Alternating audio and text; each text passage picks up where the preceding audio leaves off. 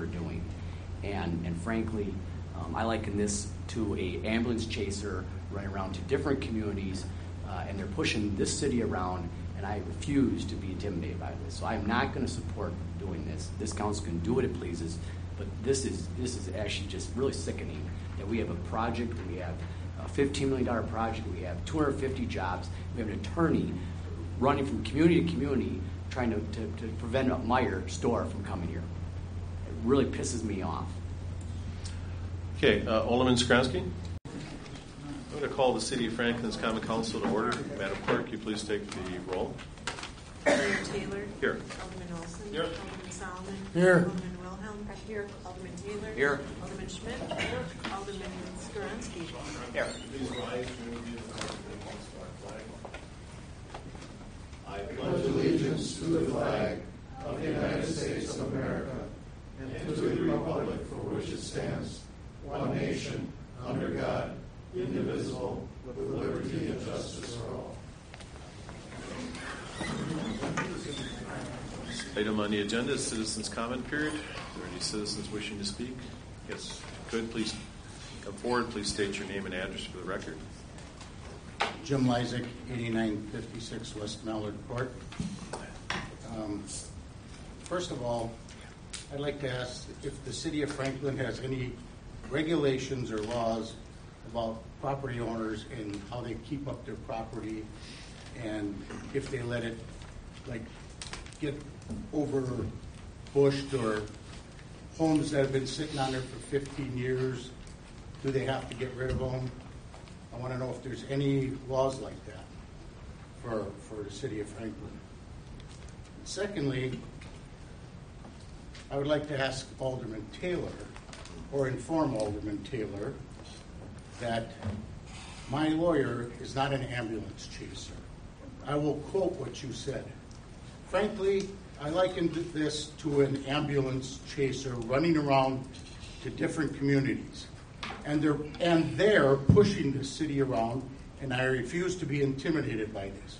Who are there? Also, you said, this is just really sickening that we have a project. We have a $15 million project, 250 jobs. Who's we? Meijers are the people who have the $15 million project. Do you own stock in Meijers?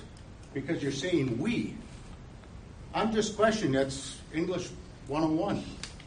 Also, the 250 jobs. Are they going to be average wage? Are they going to be minimum wage? Are they going to be 40-hour-a-week jobs? Do we know? No. And the other part is, you said we have an attorney running around from community to community trying to prevent Meijer store from coming here. It really pisses me off.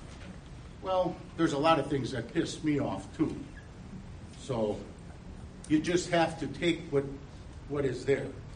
I'd also like to say one thing. Do the aldermen and everybody, the mayor, and everybody take an oath when you take office? You do, right? Would you please go back and read that oath? Because somewhere in that oath, I think it says, I will abide by all federal and state laws and help uphold these laws. Not try and circumvent them. Work with a company like Meijers who comes and throws money around like it's nothing. We're supposed to uphold the laws, and you're supposed to be our helpers. I just thought I'd let that be known. So please read over your oath of office. The last thing I'd like to say is, would any one of you like to take a trip with me someday within the next couple of weeks to the store down in McHenry, the Meijer store down in McHenry, and take a look at it? I hope in 10 years our store wouldn't look like that if we had one here, because if you look at it, it's worse than a Walmart down on 27th Street. And they're saying it's going to be an upscale type thing. Well, look at the way they run their stores. They might run some nice, but some are run really bad too. So, you got to take the good with the bad. Okay. Thank you. The answer to your first question is yes. Okay. I understand. Thank you. Thank you. Then I would ask that, why wasn't the city after the landowner who has that white building on the corner up there and have them level it and take care of some of the other stuff? The city should have been on top of that 15 years ago when it went vacant. Okay. Thank you, sir. And a lot of other, the silos down Loomis Road and stuff, they look like heck, and nobody's after these people to get them down. Alderman Taylor? Your Honor, I just would like to just clarify, as I was asking what our policies are. Is this still the policy of the city that if there's an issue on a property, it's pretty much driven by a complaint? That the city's policy is reactive, not proactive. Is that correct? Yes, and the fact of the matter is, I can remember back to being an alderman on that particular site. There's been enforcement issues going back, I don't know how long, but yes, there's a complaint procedure.